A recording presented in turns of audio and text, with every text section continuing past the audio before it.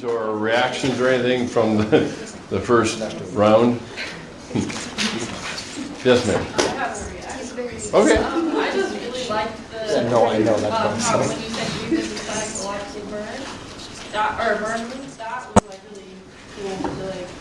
I don't know. I feel like that's gonna stick with me like here. Like if we cover something up and we're just like poisoning ourselves and like not letting it heal properly. So I thought that was really a cool metaphor. Great, thank you. What else? Any other reactions or anything? Yeah, great. I have just a question. You briefly mentioned some kind of symptoms, so to speak, of grief, which I know there's no like specific set. Right. But what, trying to figure out how to word this. Like what kind of symptoms, so to speak, would you see in someone who's avoiding grief or practicing grief? Well, usually it'd be the absence. If somebody's avoiding grief, then I'm going to call an audible. We're not going to do history. I'm going to talk kind of mile markers here. And you'll probably see some examples of that as far as, because generally, when somebody's trying to avoid grief, they try to return as quickly as possible to quote unquote normal. And so a lot of times they will rid themselves of anything in their environment that would remind them of the person. And generally, what ends up happening is in the role of kind of counselor walking alongside of somebody, I'm tapping on the brakes to say, don't do that too quick. If you want to box it up, put it down in the basement, that's fine, but don't get rid of it. You'll regret it in 6 or 8 months. So that's kind of a normal reaction, I think. But I think when somebody's trying to minimize the impact, deny some of the things that are going on, and like I said, when we're talking about complicated grief, usually it ends up lasting too long. They get stuck in certain kind of phases of grief that we can talk about, and that's usually where the problem tends to come in.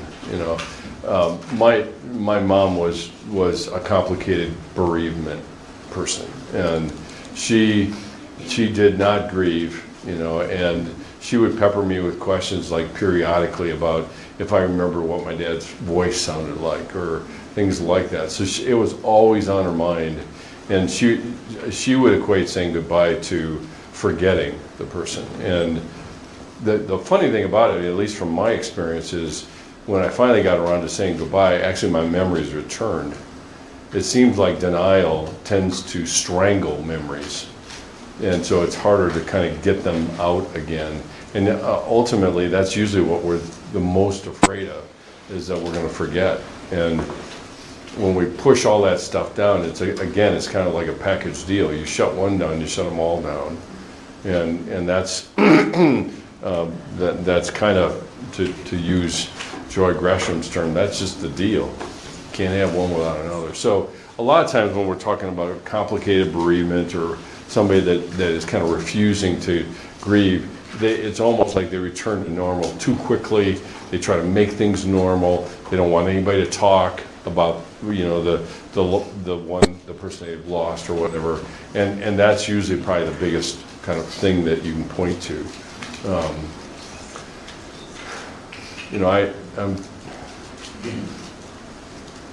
I was talking to somebody, and I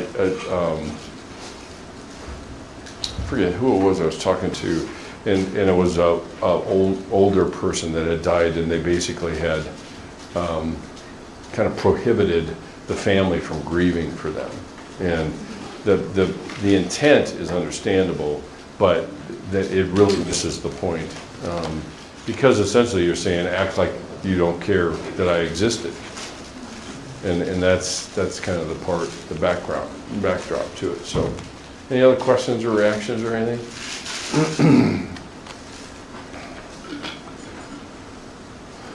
Yeah.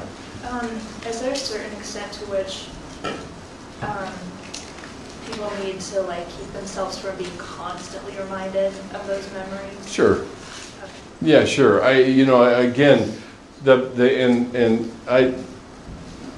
What I wanted to make sure I did is to have you guys kind of be exposed to the model that I developed, which is kind of synthesizing all the kind of existing models. And one of them is an intentionality behind now what you will remember, because I gave you such a vivid description of it, is scrubbing the wound. Is journaling and kind of looking at pictures intentionally and things like that. And that's an intentional part of the grieving process. You know, the amazing thing about it is that God designed us in such a way, if we can get out of the way of ourselves, we will grieve.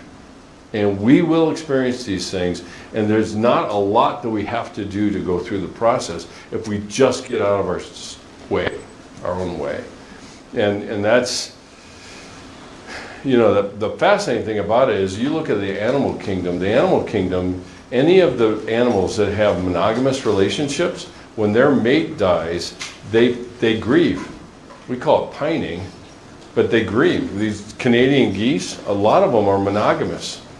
And if you've ever seen it, I saw it once, and it just makes your heart break, that, you know, it was clear that whoever the group was, they were trying to cross the road and somebody didn't see them and took out one of them.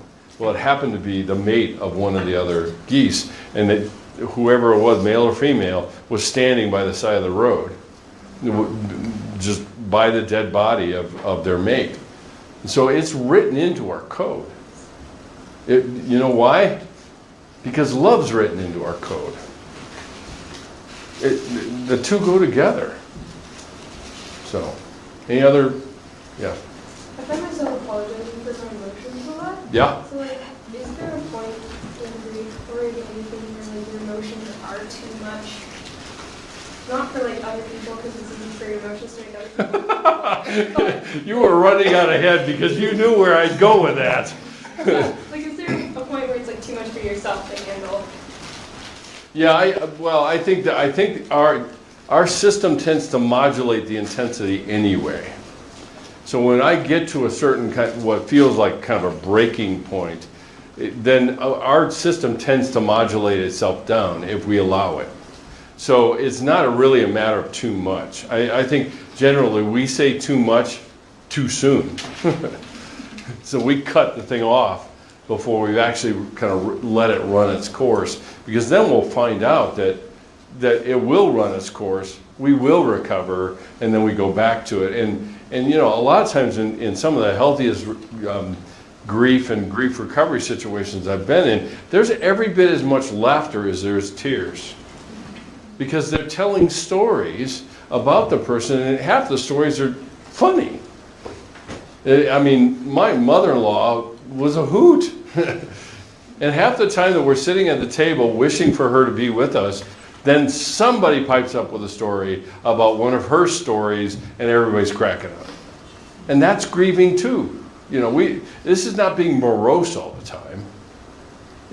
All of it is part of the grief process. And so I think the intensity level, we will modulate back down. Even anxiety. I mean, people that wrestle with anxiety, one of the problems is they don't want to tolerate any, so therefore then when it gets to a certain level, they try to cut it off, when if they were to just persist a little longer, it would start to wane, and then they'd learn something entirely new about anxiety, and that is, it won't last forever.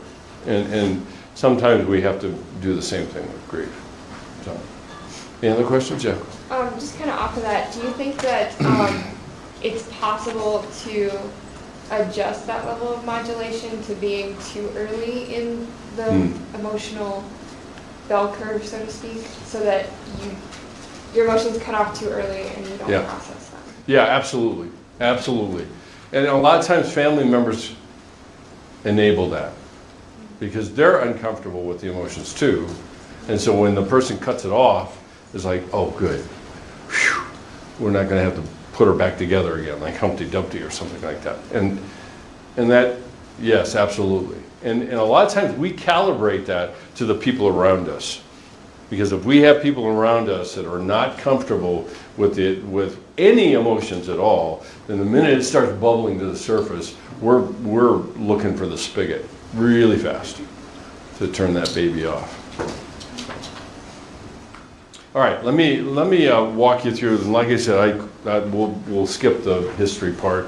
But what I want to walk you through is, I think, probably more important, and that's what I'm calling mile markers and myths. Now, the one thing that you need to understand, okay, is that Elizabeth Kubler-Ross is dated, and people are still talking about her, okay? The current state of affairs and working with people that are grieving is not Elizabeth Kubler-Ross anymore. And stages, for one main reason, stages are too linear. They're just too linear. And she recognized that very much later in her life and began to try to capture some changes in her system, if you will, that would include some loops in it, because that tends to be closer to what people are actually experiencing. On the other hand, if we turn it and understand that, when we talk about mile markers, there is no end to the mile markers, right? I mean, unless you get to the coast. There's no mile markers in the ocean, last I checked. But there's always new ones telling us kind of where we are in the process, and that's why I chose this word, because grief is thoroughly unique to the person, but there are commonalities amongst all of us.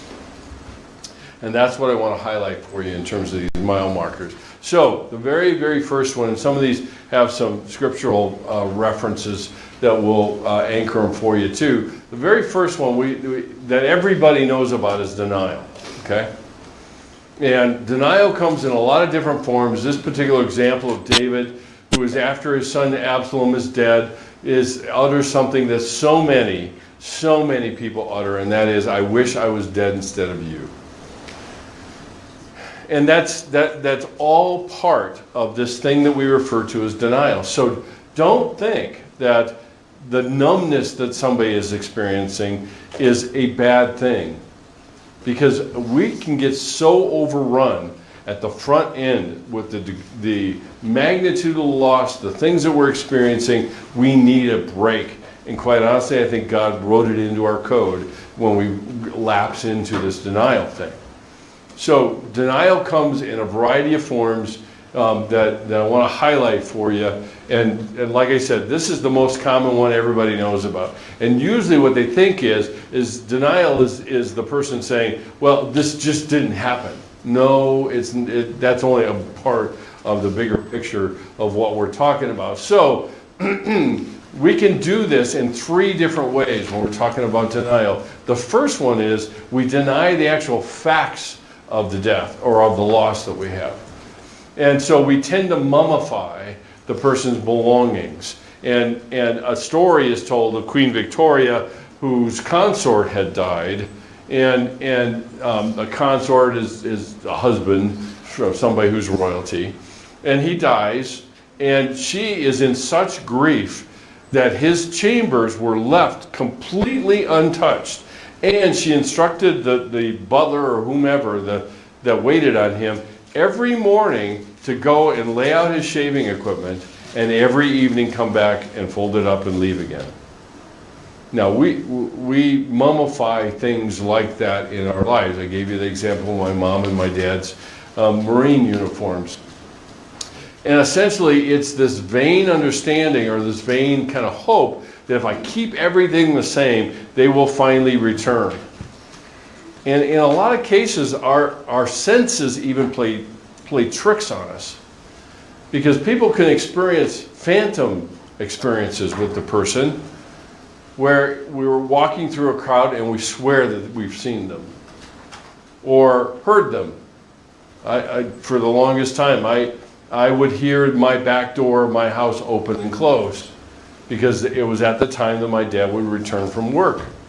So we tend to mummify things and keep things intact and trying to maintain some level of normalcy, because that defines what normal is.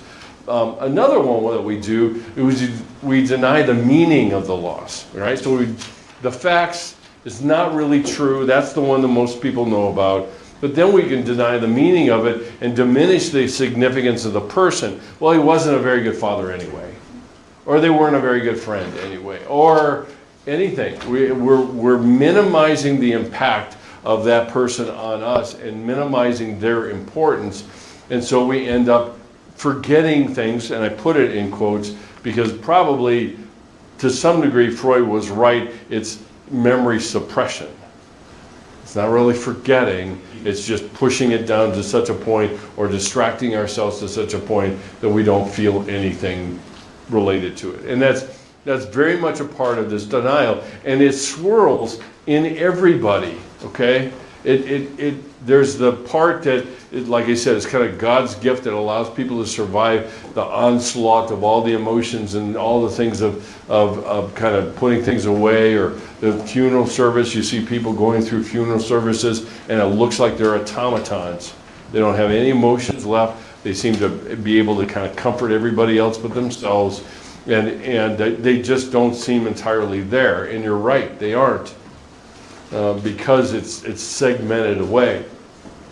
So we deny the facts, we deny the meaning, and then finally we deny that death is actually irreversible.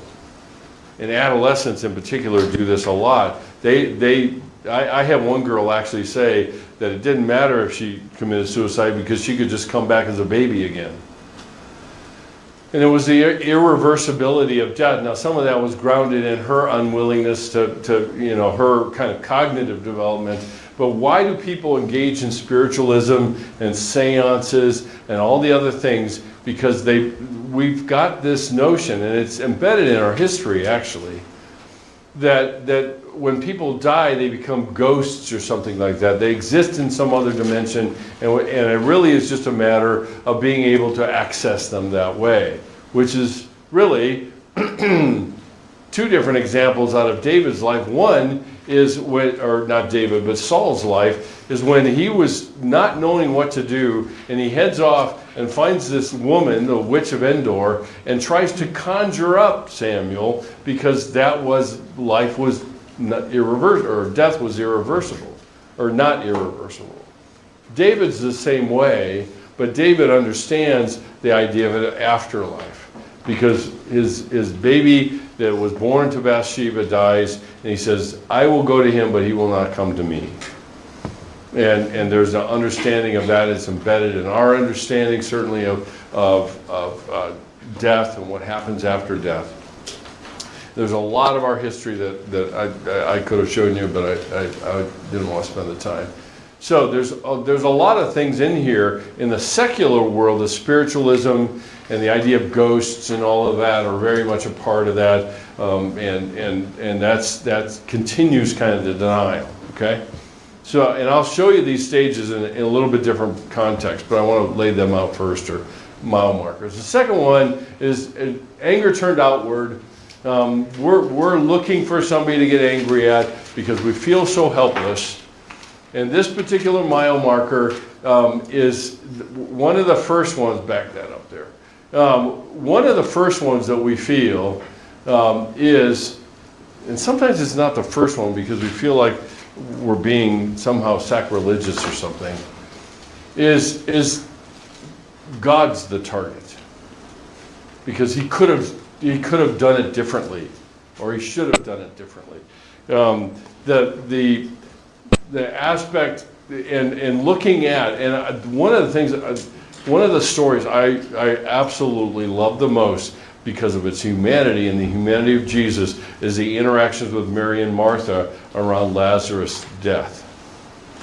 Because Martha says exactly what people feel, is that if you had been here, he would have never died. And then she puts in the dutiful, and even now I know that you'll blah, blah, blah, blah, blah. And she's saying exactly what's in a lot of people's hearts about God. And a lot of times when people are going through grief or whatever, they find people to be angry at because they feel so helpless about the situation, and they're filled with lots of shoulda, coulda, wouldas, and so sooner or later, God becomes a target. All right, if it's not sooner, usually it's later. Another one that happens is just the unfairness of the world. We get angry at it, and of course, fairness is never defined. and world isn't either, because we can't fight against something like the world. But the reality is a lot of it revolves around our expectation about justness or appropriateness of circumstances. You know, there are a few places where people will feel more outraged than when a young person dies, because that doesn't fit our notion of fairness. I got home last night. My wife let me know that her cousin had died, and her cousin was not that much older than her, maybe 8 or 9 years, and had cancer. But what she told me was, well, his dad was protected from all the meaning of Peter's death because he had dementia. And there's truth and untruth to that. But there's something wrong in us that says a parent shouldn't have to bury their child. That's the unfairness of it all. When somebody who's very old and dies, yes, we grieve, we feel all that pain, but it's like they lived a full life. There's some justice in that. We may not admit that, but it really is there. So we get angry at the world and the unfairness of it. That really kind of punctuates our sense of helplessness and powerlessness. Another one that comes up is just anybody else. Doctors, nurses, funeral directors, friends, other people, ambulance drivers, anyone who seems to be closest to or involved in the death is responsible now for it. They could have done it differently. They should have done it differently. And a lot of times people will get very outraged about doctors making the wrong call or whatever, or shoulda, coulda, woulda still kind of crop up. But essentially the routine involvement with the person is seen as participation in it. And they really don't understand the nature of trauma and what happens and how it skews our understanding of it and the nature of it for most of us. So when the anger turns outward, and remember, this sequence is important, because the anger gets turned out to the people that we hold responsible, and we know in our head to some degree they're not participating. They didn't make that happen. But logic is not really part of the formula here when we're talking about it. The one thing that is the hardest frontier to cross for a lot of people is the one that's left, the person that has left. And the choices that they have made, perhaps, depends on the kind of death. But even if they didn't choose it, it's still angry. I told you guys, I was angry at my dad for leaving me. Did he choose to die? Of course not. He had a blood disease, for crying out loud. Who chooses that? But it didn't matter. It didn't matter.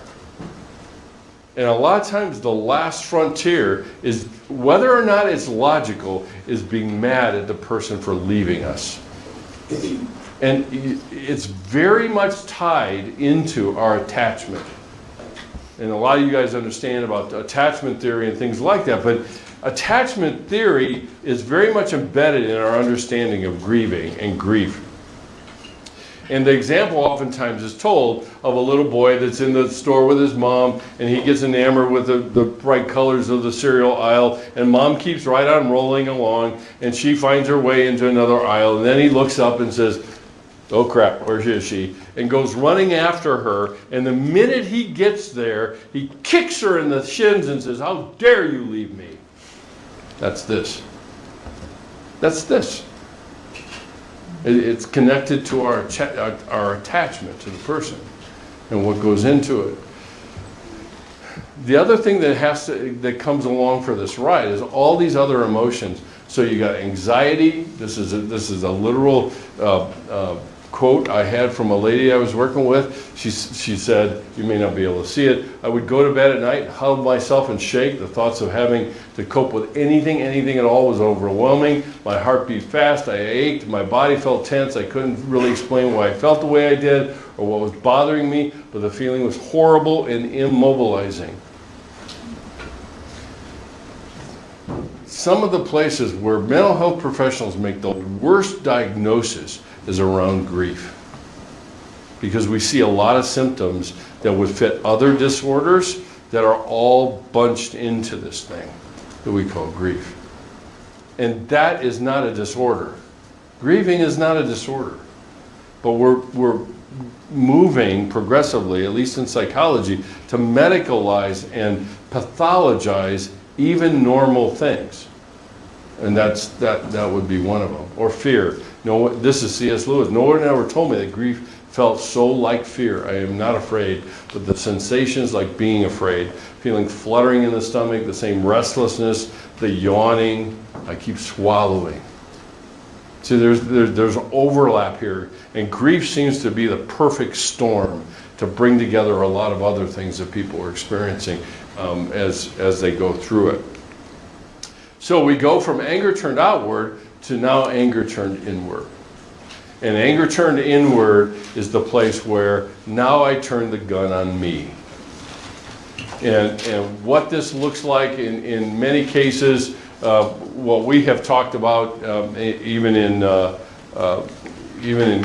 abnormal psych, we oftentimes will talk about depression as anger turned inward.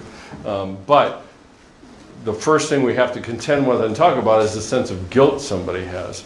And we have to distinguish between what you might call true guilt or false guilt. In most cases, like John talked about in the example, the woman that felt guilty because her husband died because she sent him off to the store to get some ice cream and he had an accident. That's false guilt. It's not built on the reality of what people were experiencing.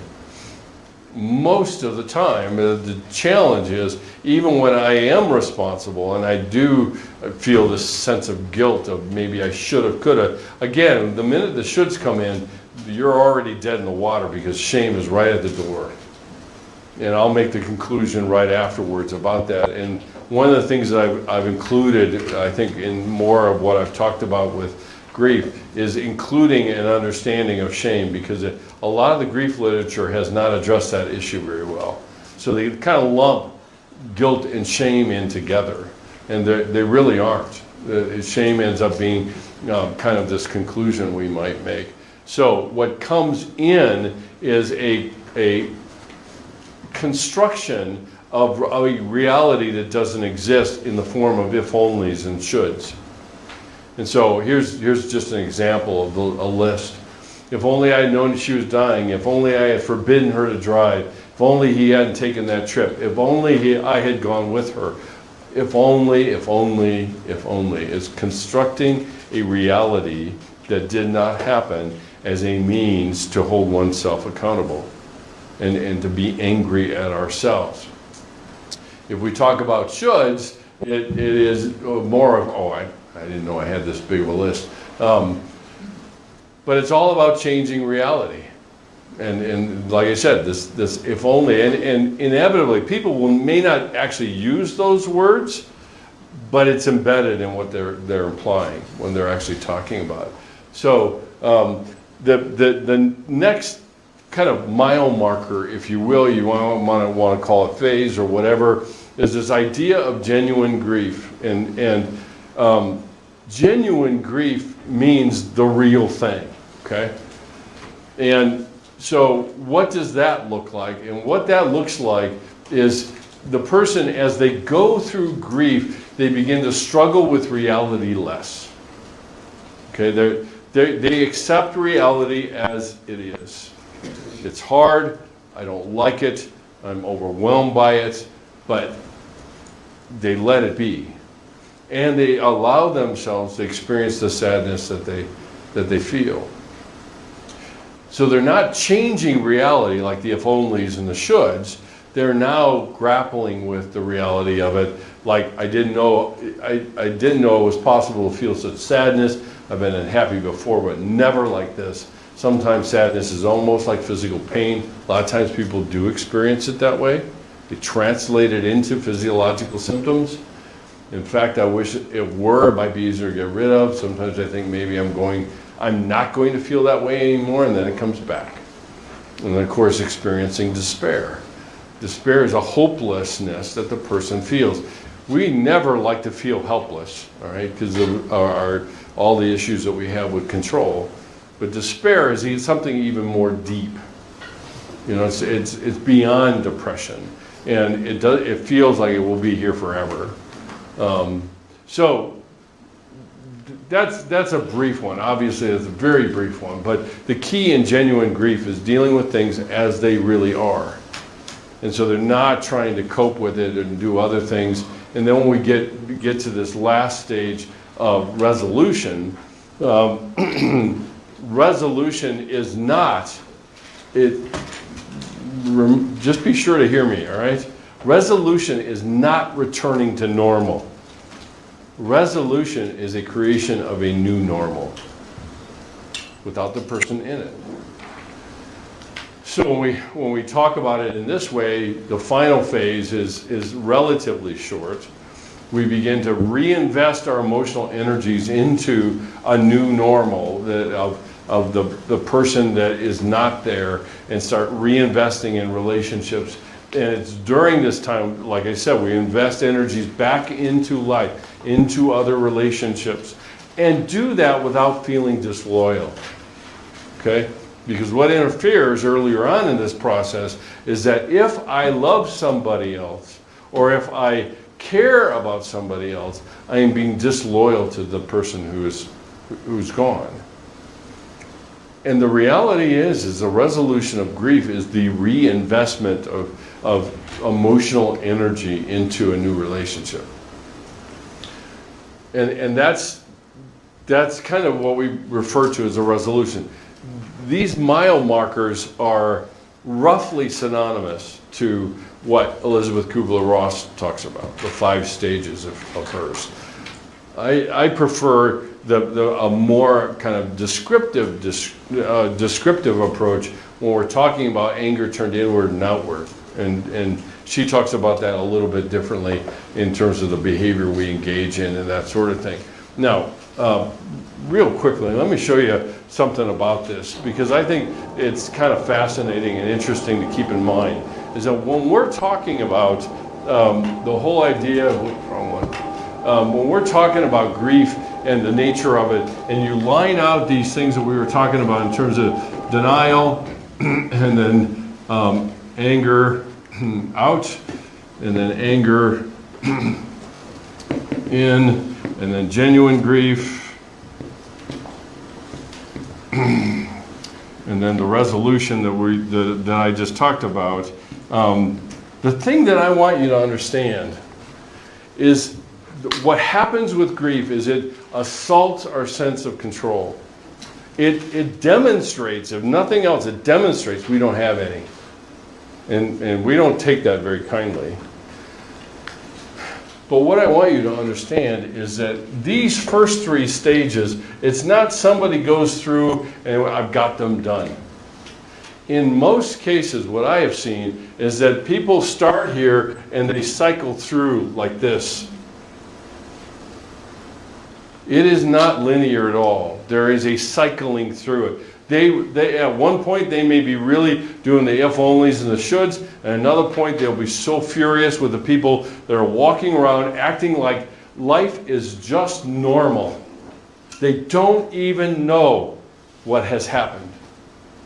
And so we get really angry at it, and we cycle through these things. We do not just do one right after another, and that's the falsity, I think, of what tends to get communicated. What happens, though, is that if we engage this process, what begins to happen is we begin to do something a little bit like this, and this, and this, and this, and now we move on to life. It is an ongoing cycle, and what you notice is the person gets into genuine grief, but is still kind of wrestling with some of the other things before, and gets deeper and deeper into it. Before too long, they're spending more and more time down here in the grief, genuine grief part, and then they begin to invest. It is not, I take all this emotional energy, and I just plop it down onto somebody's life. Say, now I'm in new life again. No. It's incremental. It's always incremental. And that's typically what happens when we're talking about this. And the interesting thing about this is that when you talk about forgiveness, the process of forgiveness can sit right on top of the process of grief. When you think about it and look at it. Because forgiveness a lot of times starts with, it's no big deal. It's no big deal. And how do we break through that denial? We start talking about how we've actually been hurt. And then we identify the feelings, these two stages, of what we feel in the process of how we've been hurt. Then we express it somehow and begin this process of genuine forgiveness, if you will, and expressing those emotions and being able to be clear about where the boundaries are and finally getting to some point, because in a lot of cases when somebody finally gets through this grief, they release the person. They say goodbye. And so there's a lot of overlap between these that I think is really pretty interesting, because a lot of times people will say, grief feels like I'm forgiving them for something, like dying. And it's like, that doesn't make any sense at all. Oh, but see, it does. It makes a lot of sense when we begin to understand some of those. So, something to consider. Now, let me run through just a few kind of myths for you, and then we'll get to my model and call it a day. The myths that we like to talk, that we can talk about here, is you can only grieve for so long, and then you have to get on with your life. Grief takes a specific length of time to recover from. Now, obviously, these are myths, so that means they're not true. But the challenge, I think, and the reason why myths dominate our thinking so often is there's always some certain germ of truth in it. Because grief is relatively time limited, relatively. But it is not specifically time limited, because it's determined by the individual and how they engage the process and everything like this. People get tired, unfortunately, around people that are grieving and say, you know, it's about time you get on with your life. And a lot of that is because they have very false notions of their own about dealing with emotions and saying goodbye to people and everything else. And unfortunately for a lot of older people, and I know it's hard, but you guys have been around enough old people, whether you're grandparents or other people, and life is hard because they're living and their friends are dying. And every day, my father-in-law has a very morbid sense of humor. And so, you know, he jokingly would get up in the morning, get his cup of coffee, sit down with a newspaper, and I was just out of curiosity. I said, so where do you start? And he said, well, I check the obituaries first just to make sure I'm still here. But actually, most of the people that he's with right now, he lives in a retirement community, most of the people he's with, that's where they start. Looking in the news is, who have they lost? Because their lives become more and more dominated by loss. And so it's little wonder that the elderly long for connection from people all the time, because their lives are punctuated with the loss of their friends and their peer group and everything else. It's not Christian to grieve. Really? So what do you do with Jesus and Lazarus then? That kind of blows that one up a little bit. Most of the time, the bastardization of this thing comes from what Paul says about do not or grieve, but grieve with hope. And most of the time we have no idea exactly what that means, and then it gets translated into just don't grieve. It's just easier that way. The thing is that when we do that, I've already given you the example of the psychological burn wound. You should wait to let the grieving person tell you when he or she needs something. Please don't. They won't be able to identify their needs.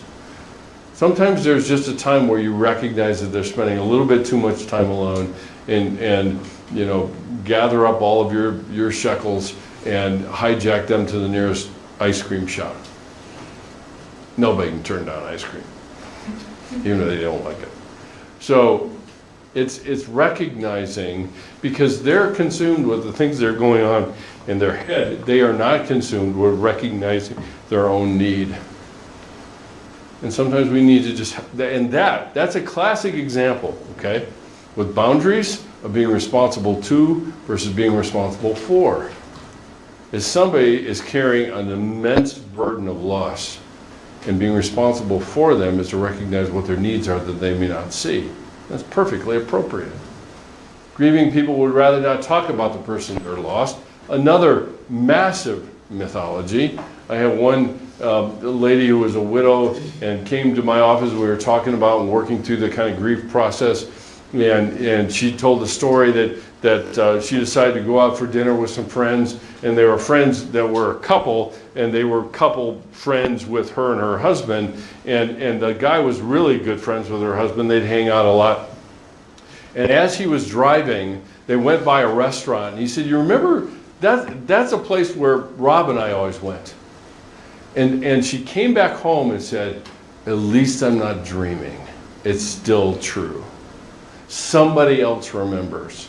And so talking about that person is they don't want to be the only one that remembers, particularly in families. I know my father-in-law doesn't like it. He doesn't like to be alone with his memories of his wife. And he triggers conversations so that he can get other people to talk about Pat and what her influence was and impact was. Some other ones. You shouldn't feel sad as long as your loved one was a Christian when he or she died. Another massive Christian myth. And that goes to what that one person I commented on, that the person said, I want a celebration, I don't want you to grieve for me. And that's like, how do you do that? Just because somebody's a Christian and you know where they're going, what do we experience? We don't experience the afterlife for them. We experience the now life with them out of it. And that's what the biggest problem is, because it's about the living that's hurting. A lot of times the memorial service obviously isn't for the person who's died. They're done, went, and gone. They're having a party in heaven. But it's for us to remember, for us to band together in community about what it feels like to have that loss. If you say goodbye, it means you won't remember him or her anymore. That's another mythology I was kind of poster child for a long, long time. And when I finally got around to saying goodbye, and I walked out into the backyard of my boyhood home, I finally had memories again. Because I had strangled them in my attempt to strangle all other emotions. So, last two, loving someone else means you're being disloyal to your loved one. I already mentioned that a little bit. The reinvestment of energy to other people feels like they're being disloyal, and then we slowly and predictably recover from grief. That is never the case. It comes in fits and starts. Some people, they kind of feel like they're going backward. A lot of times when they're going backward, they're actually going forward, because they're owning more of their story and more of the pain that they're experiencing and things like that. So, and that's just a few of the myths, okay? It's kind of the major ones that show up, at least in Christian circles. Now, I have just enough time to show you what I've put together over the years, and the way that I describe this model is the current state of affairs, at least in grieving, is based on a model called the tier model. And what I recognized after having kind of grown up with Elizabeth Kubler-Ross, and a lot of the other kind of approaches to grief, there's one tiny little book that's called Good Grief, and it's got 15 different things. And it's like, how many ways can we slice this thing? And then, people kind of glaze over, and it's like, can I just grieve, please? How difficult does this have to be? So the more I thought about it, the more I recognized the cyclical nature of grief. Because even if somebody goes through these things, there's a point in time called an anniversary that they start feeling the things again. And what occurred to me, what is the most cyclical thing in our world? It's seasons. And maybe the best way to think about how we grieve and how best to grieve, if you will, is to understand it in a seasonal model. And that's kind of what I put together. So conveniently enough, when I kind of threw it together, I pulled out the developmental tasks of grieving, which is what the current state of affairs is, and then add into it what kinds of things would need to occur during each season of our grief. And so the first one is winter, and the task is to accept reality. That's the task. Which means that somebody's going to phase in and out of this for a while. And it feels like winter because everything's dead. My emotions are dead. I feel numb. I can't respond to people the way I want to. We have all of the things that I already described for you from the other model, right? I mean, the denying the reality, the facts of the loss, minimizing the impact of it, the mummification aspects of it. All of these things are part of the winter of our grief. And like I said, with that cyclical model that I just drew on the board, we cycle through these all the way through winter. And we get to a point where sometimes it's winter and sometimes it's spring, right? The whole last week. And then tomorrow we have the bomb cyclone 2.0. It's like, will winter just give up, for crying out loud? There is such a metaphor in that with our grief. There is such a metaphor in that. And so with winter and with any season, we have specific tools that we use during that season. And that's kind of what I begin to bring to this picture, is that we can describe the season in terms of things that you've already learned. The key is, how do I go about accepting reality as it is during this phase in my grief and in the season of my grief. So I don't use, we get a bunch of snow tomorrow, I'm not going to go out to my shed and pull out a rake. That'd look really dumb. And they might call the paramedics to cart me off to someplace. But I get my snowblower out. I get a tool to fit the season. And that's true for the season, for the winter of our grief. Journaling is a primary tool for one main reason: it scrubs the wound. It helps me remember. It gives me a safe place to begin the process of accepting the reality of what goes on. So journaling, visiting the grave, looking at old pictures, listening to music that you shared, these are all things that push me back into. And winter is a time of stasis. Not a lot happens in it. So this is not, the activity level in winter climbs as it begins to thaw. And our emotions begin to thaw as well. And to some degree, I'm trying to trigger and connect with the emotions that I have. So still engaging in self-caring activities, hanging out with people that are safe for me to feel these things and to be in this place and do these kinds of things. But the tools matter. A lot of times people will mismatch the tools for the season that they're in. And as ridiculous as it is looking at some way trying to remove snow with a rake, is exactly the same thing for the wrong tools for trying to process our grief. So we go from, and this is the beauty of it, you know what's coming, but the reality is spring is never exactly always spring. And spring also marks the reemergence of emotions, the reemergence of memories, the refeeling of the things that have gone on. And it's during this time that we begin to acknowledge and we work through the pain of the loss. And so we have to deal with the emotional pain and symptoms. We have to look at the avoidance strategies I engage in, the way I go about trying to minimize the things that I've done. I have to confront my tendency to idealize or memorialize the deceased. And beware, because in a lot of cases, when people start hitting the spring of their grief, they engage in geographical cures. So they move, they go to a different place. They pack up everything or sell everything. So it's an object and a geographical cure that they engage in going through all of this. And it halts the acknowledgement and working through the pain. And that's what is a key element in all of these things. Now remember, each one of these seasons, there's a mini cycle in each one. Because the front end of spring is not the same as the back end of spring. And how we get through it and the things that we do through it is going to change from season to season. So what do the tools look like during this time? is they look a little bit like similar. Journaling is the constant. I will tell you that right out of the gate. Journaling is the constant. And the stuff that, you loathe and love to hate, and what I have you do in classes with me is I'm just tuning you up for life. That's all.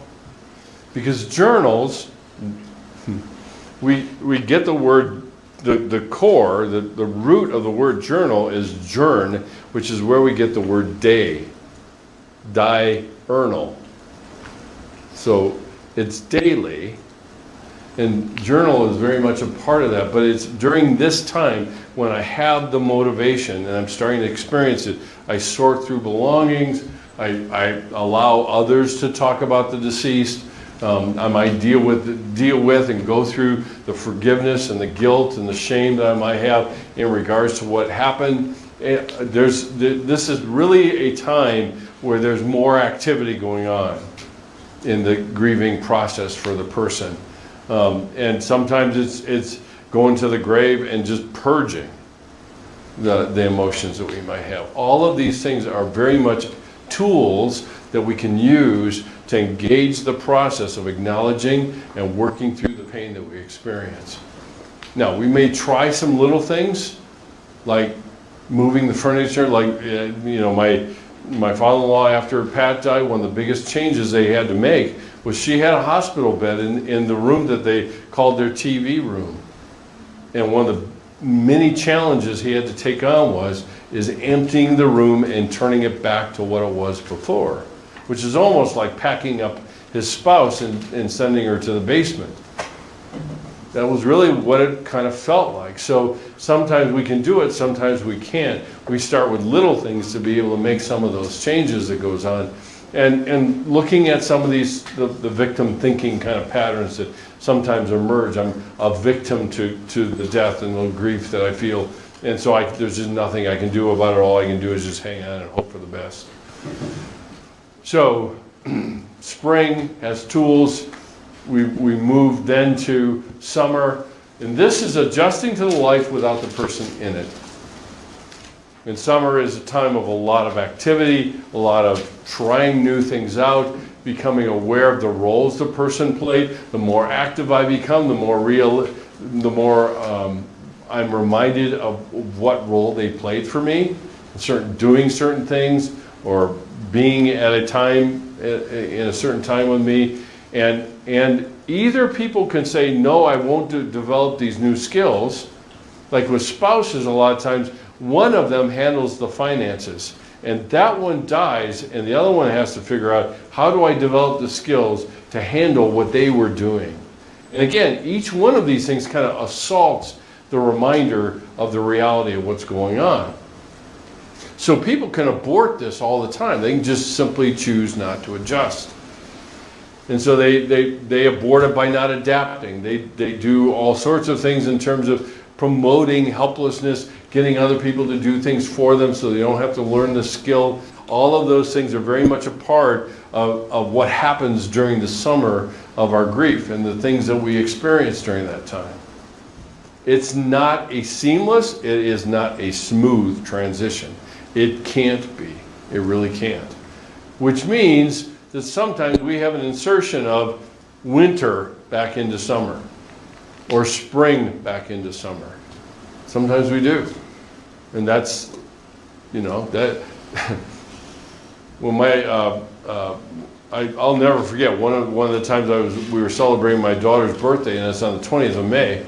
And you think by the 20th of May you're safe.